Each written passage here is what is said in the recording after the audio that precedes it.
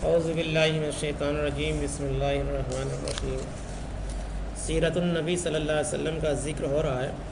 درود شریف پڑھ لیجیے۔ اللہم صلی علی محمد وعلی آل محمد کما صلیت علی ابراہیم وعلی آل ابراہیم انک حمید مجید۔ اللہم بارک علی محمد وعلی آل محمد کما بارکت علی ابراہیم وعلی آل ابراہیم انک حمید مجید۔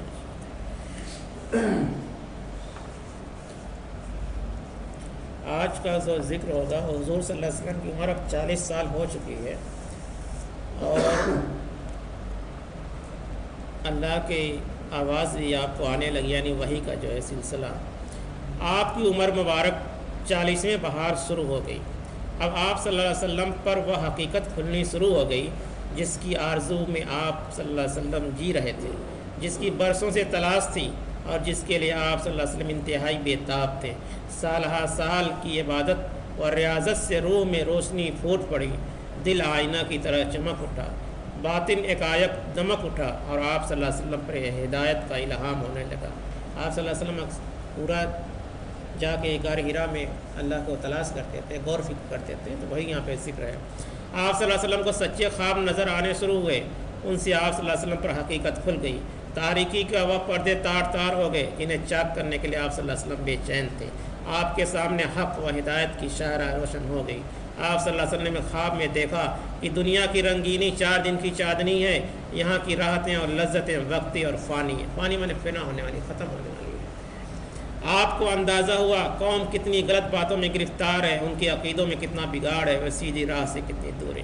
اس وقت کے لوگ جو ہے، مکہ کے لوگ شرک و بدعت میں مبتلا تھے، بتوں کی پرستش کرتے تھے، ان سے منتیں مانگتے تھے، ان کے اوپر نظر چڑھاتے تھے۔ آپ صلی اللہ علیہ وسلم یہ جان گئے کہ تنہا اللہ ہی سب کا معبود ہے، وہی سب کا الہ ہے، وہی سب کا حاکم ہے، سارے اختیار کا مالک وہی ہے، اس کا کوئی شریک اور ساجی نہیں، سارے انسان اسی کے بندے ہیں، زمین و آسمان اسی کے تابع ہیں، وہ سب کو اس کے کیے کا بدلہ دے گا۔ وہ ذرہ برابر نیکی ہوگی وہ بھی سامنے آئے گی، اور بدی ہوگی یعنی برائی کی ہوگی وہ بھی سامنے آئے گی۔ قرآن میں بھی اللہ تعالیٰ نے یہ فرمایا ہے۔ آپ صلی اللہ علیہ وسلم کو برابر سچے خواب دکھائی دینے لگے، جو باتیں جاننے کے لیے آپ صلی اللہ علیہ وسلم بے چین تھے، جن کی حقیقت معلوم کرنے کے لیے آپ صلی اللہ علیہ وسلم بے قرار تھے، اب وہ سورج چاند کی طرح روشن ہو گئی، حق بالکل عیاں ہو کر سامنے آ گیا، باطل کی ساری حقیقت آپ صلی اللہ علیہ وسلم پر واضح ہو گئی۔ اس سے آپ صلی اللہ علیہ وسلم بے حد خوشی ہوئی، دل گلاب کی طرح کھل اٹھا، سینہ نور ایمان سے دمک اٹھا، لیکن ساتھ ہی گھبراہٹ طاری ہوئی۔ آپ صلی اللہ علیہ وسلم کو ایک زمانے سے حقیقت کی تلاش تھی، اس حقیقت کو پا کر آپ صلی اللہ علیہ وسلم کو بے پناہ خوشی ہوئی، لیکن اس کا اعلان کرنے پر قوم کا کیا رویہ ہوگا، یہ سوچ کر آپ صلی اللہ علیہ وسلم گھبرا اٹھے، خوف سے دل لرزنے لگا۔ آپ صلی اللہ علیہ وسلم نے اللہ نے آپ صلی اللہ علیہ وسلم کو ہدایت دی، وہ آپ کو راہ سجھائی جو اس کے نیک بندوں ہیں، لیکن قوم تو گمراہی کی دلدل میں پھنسی ہے۔ اسی ہدایت کی شاہراہ پر کون لائے گا، باطل سے انہیں بیزار کون کرے گا، حق اس کے دل میں کون اتارے گا۔ جب خواب صبح کی طرح روشن ہو جاتا ہے، اس کی تعبیر کھل کر سامنے آ جاتی ہے، اور نامعلوم باتیں بھی معلوم ہو جاتی ہیں، تو آپ صلی اللہ علیہ وسلم فکر مند ہوتے اور ذہن میں طرح طرح کے خیال گونجنے لگتے۔ آپ نے خدیجہ رضی اللہ عنہ کو سارا حال سنایا، دل پر جو ہیبت طاری تھی وہ بھی بتائی۔ خدیجہ رضی اللہ عنہ نے ساری باتیں توجہ سے سنی، پھر آپ صلی اللہ علیہ وسلم کی ڈھارس بتائی۔ میرے سرتاج، آپ فکر نہ کریں، آپ جیسے پر شیطان کہاں راہ پا سکتا ہے۔ اس سال رمضان آیا تو آپ صلی اللہ علیہ وسلم غار حرا چلے گئے، اور ہر چیز سے کٹ کر غور و فکر کی عبادت میں لگ گئے۔ کسی وقت گھر والے بھی آ جاتے، وہ آپ صلی اللہ علیہ وسلم کو دیکھ کر اپنی آنکھیں ٹھنڈی کرتے، آپ صلی اللہ علیہ وسلم کے لیے کچھ کھانا پینا رکھ جاتے، غریب محتاج بھی آتے رہتے، آپ صلی اللہ علیہ وسلم کی اس سخاوت سے سیراب ہوتے۔ یوں ہی رمضان کے کچھ دن گزر گئے۔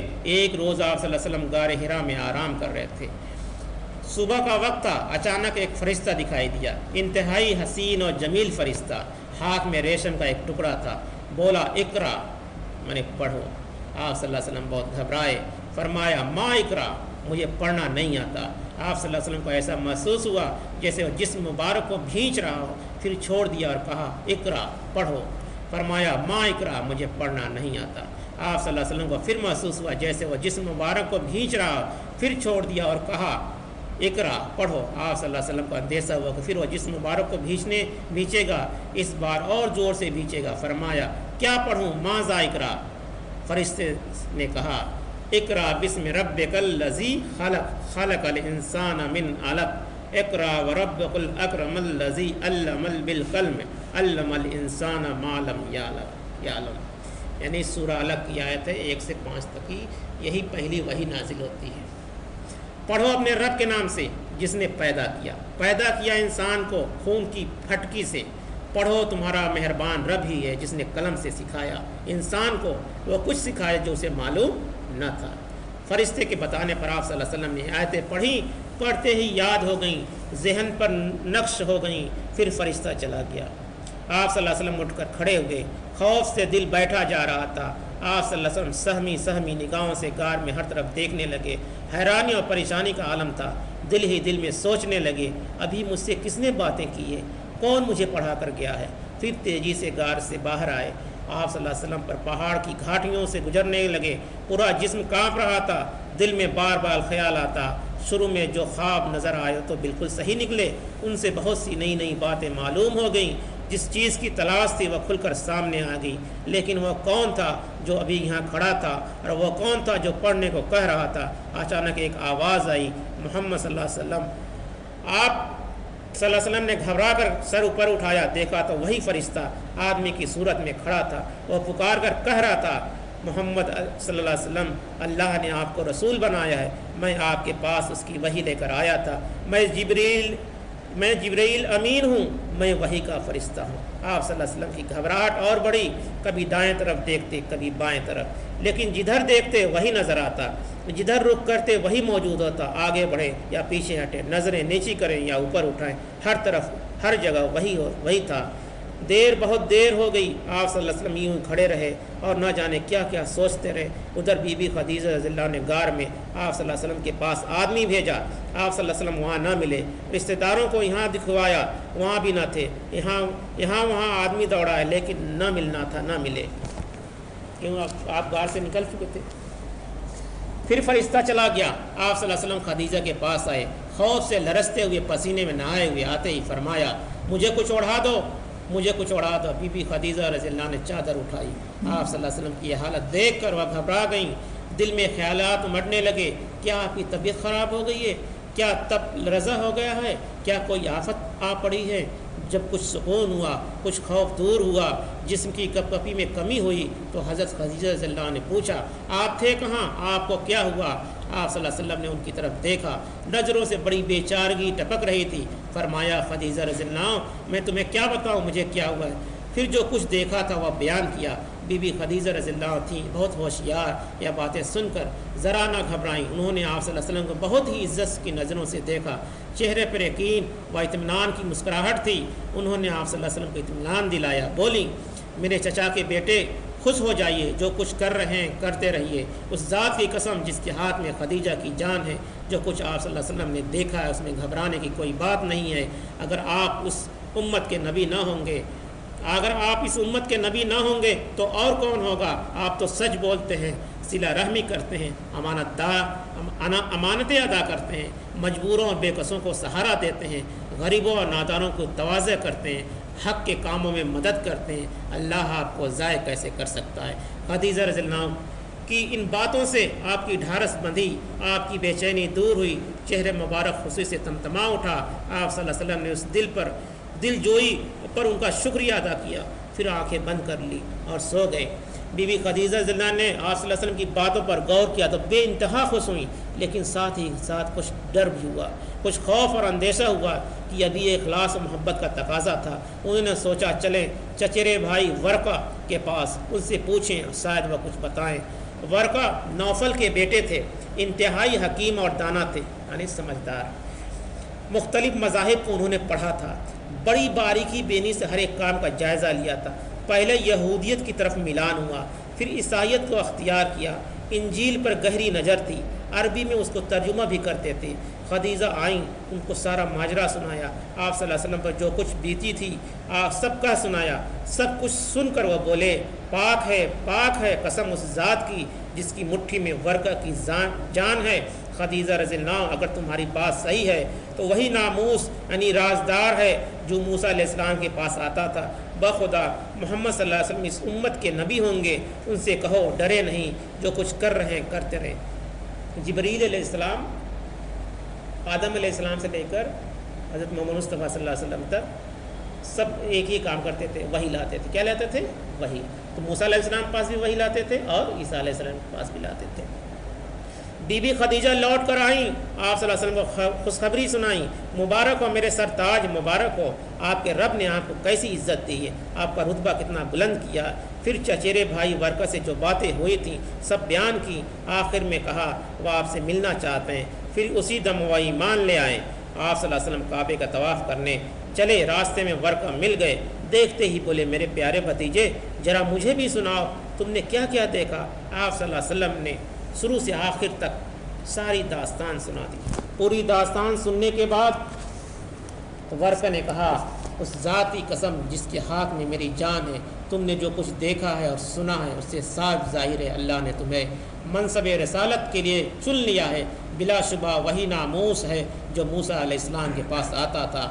بھتیجے تم نبی ہونے کا اعلان کرو گے تو لوگ جھٹلائیں گے، ہر طرح ستائیں گے، گھر سے بے گھر کر دیں گے، جنگ کرنے سے بھی نہ چکیں گے۔ کاش اس وقت میں زندہ رہتا محمد صلی اللہ علیہ وسلم، تو کیا میری قوم کے لوگ مجھے گھر سے بے گھر کر دیں گے؟ آپ صلی اللہ علیہ وسلم نے پوچھا، کیونکہ وہ سب موسیٰ علیہ السلام اور عیسیٰ علیہ السلام کے بارے میں جانتے تھے۔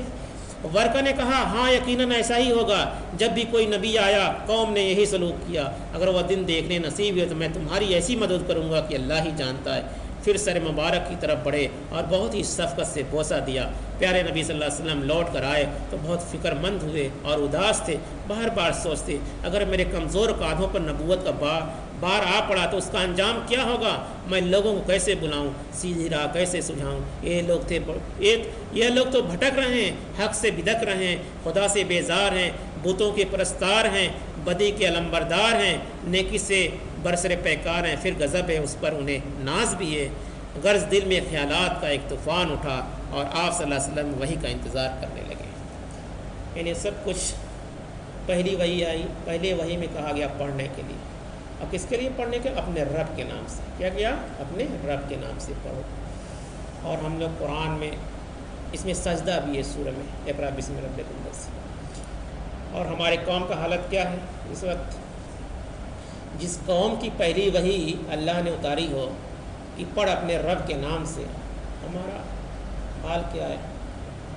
حضور صلی اللہ علیہ وسلم تو ہمارے بیچ میں نہیں ہے، مگر ان کا معجزہ قرآن ہے۔ کیا ہے؟ قرآن ہے، تا قیامت تک رہے گا۔ اور اس کو پڑھتے نہیں، اس کو سمجھتے نہیں، دین کو بھی نہیں پڑھتے، اور جو زندگی گزارنے کے لیے ضرورت کی چیزیں یعنی دنیا کی پڑھائی، اس کو بھی نہیں پڑھتے، ہر معاملے میں پیچھے ہیں۔ اس کی وجہ کیا ہے کہ اپنے رب سے ہم محبت نہیں کرتے، جیسے اللہ کے رسول نے کیا ویسا نہیں کرتے ہیں۔ اس پہ سوچنے کی ضرورت ہے، اور اپنے گھر میں اس بات کو بتانے کی ہے ہم اس نبی کے ماننے والے ہیں جس نبی کو پہلی وحی آئی تھی کہ پڑھ اپنے رب کے نام سے، پڑھ اپنے رب کے نام سے۔ اور قلم کا بھی ذکر پہلے اللہ ہی نے بتایا ہے، کسی انسان نے نہیں بتایا۔ یہ سب بارے سوچنے کے لیے، سمجھنے کے لیے کہ اللہ کے رسول صلی اللہ علیہ وسلم کس مصیبت سے ہم تک اسلام پہنچایا، ان کے ساتھیوں نے، صحابہ نے کس طرح سے ہم کو اسلام پہنچایا۔ اور قرآن آج بالکل محفوظ ہے۔ کیا ہے؟